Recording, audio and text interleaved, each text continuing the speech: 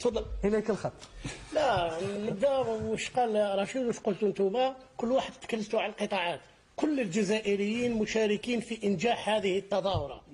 كل الاسلاك الامنيه، لما نقول الاسلاك الامنيه لا ننسى الجمارك، لا ننسى الحمايه المدنيه، كل الناس، كل من له من قريب او من بعيد من اجل انجاح هذه الدورة، كما نجحت دورة ألعاب البحر الأبيض المتوسط في وهران. الجزائر لما تتقدم من أجل تنظيم أي دورة أو أي تكون دائما في المستوى، وهذا بمساعدة رجالها وأبناء هذا الوطن الذين يسهرون ليلا ونهارا.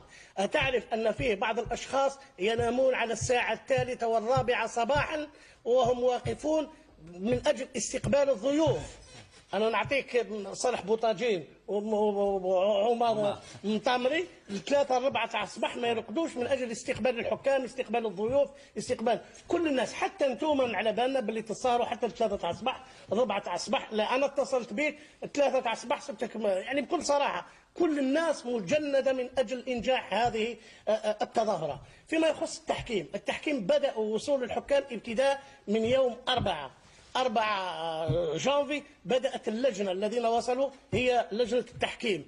4 5 6 آخر من وصلوا اليوم 7. كل الحكام 52 حكم موجودين في الجزائر في فندق 5 نجوم، في فندق 5 نجوم تحت إدارة اللجنة التحكيم للكاف برئيس لجنة التحكيم في الكاف. تتكون هذه الحكام من 52 حكم، 40 حكم ساحة و12 حكم فار. هذا أولا. وكذلك متكونة من 18 مكون بين لجنة التحكيم والفيزيك وكل الأمور والفار. كل هذا الناس يعني وصلوا إلى 70. كلهم هذا جماعة من الاتحاد الجزائري على اللجنة اتصلوا برشيد أوكالي هو يعني والاتحاد الجزائري الأمين العام. كل الناس هذول اتصلوا بهم من أجل وش يخصنا. الآن كل الحكام في ظروف جيدة وجيدة جدا في حياة ريجنسي. لماذا اختير هذا الفندق حياة ريجنسي بمطار هواري بومدين؟ لأن كل الحكام سيتنقلون إلى الملاعب الأخرى، إلى وهران، قسنطينة، عنابة، تسهيل عملية. كل الحكام في ظروف جيدة وجيدة جدا. افتتح التربص اليوم صباحا بالفندق يعني بإعطاء توجيهات، بأول دروس كيفية الدرس الأول أعطي صباحا. وفي المساء تنقل كل الحكام إلى ملعب 5 جويلية لحصة تدريبية يعني. وغدا صباحا إن شاء الله ستكون كذلك حصة تدريبية أخرى. الآن كل الظروف مهيئة بكل صراحة. يعني الاتحاد الجزائري ولجنة تنظيم الشان وفرت كل الإمكانيات لجميع الحكام لكل أعضاء الكاف المختصين بالتحكيم. الفار موجود في الجزائر. حتى غدا راح يديروا كيفاش نقولوا دورات تكوينيه وديزيسي نشوفوا في ملعب في الفندق موجود في ملعب 5 جويلية. غدا سيبدا يعني كل التحضيرات.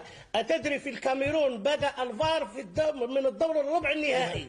في الجزائر سيبدأ الفار من المباراة الأولى إلى النهائي. كل المباراة الكان ويتكلم عن الكان. أنا أتكلم عن الكان كأس إفريقيا للأمم التي جرت بالكاميرون.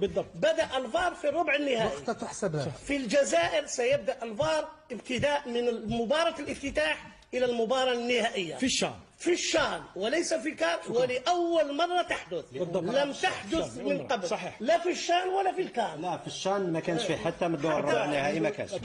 أول مرة اللي راح تحدث. مع أن الجزائر وفرت إمكانيات كبيرة وكبيرة جدا من جميع النواحي. أنا لما نقول لك الحكام في 5 نجوم يعني ماهيش مهمة.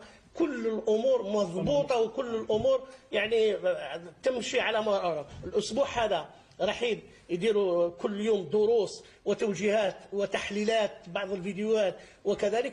والآن يبقى شيء واحد برك هو مع لجنة الشان اللي نقول هو لا ريزيرفاسيون تاع الحكام لما يروحوا القسنطينة. تعرف أن لجنة التحكيم لا تعطي أسماء المباريات اسماء الحكام ورا 48 ساعه فقط قبل المباراه باش نكونوا يعني موجودين روحتنا. والحكام كل مباراه في وهر قسنطينه يروحوا 6 حكام.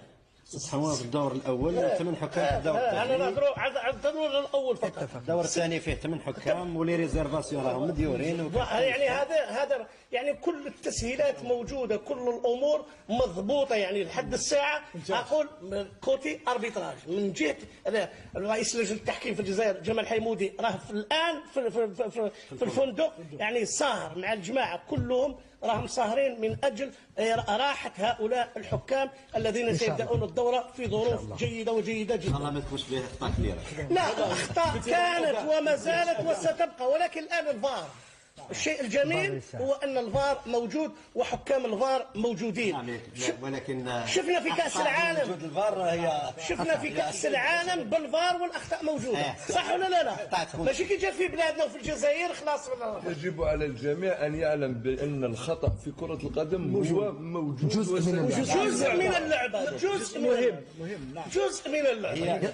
كاين يعني بروفيرب يقول لي انه الميور اربيت سي كي كومي لو موان دو فوت، يعني ما كاش اللي ما يخطاش، هو انسان. الاخطاء مستحيل ما تكونش، ولكن يعني التحكيميا ان شاء الله ستكون في المستوى. لدي سؤال اخر ساطرحه بعد لحظات الذكريني، ولكن قبل هيك نذهب الى يرتاح قليلا ثم ساعود اليه بعد لحظات. ولكن قبل ان نذهب الى الفاصل نعمل فاصل اخر نتكلم على الشان، ولكن المنتخب الاول يهمنا كثيرا. محمد جمال مع التصريحات الاخيره لرئيس الفاف والحديث رسميا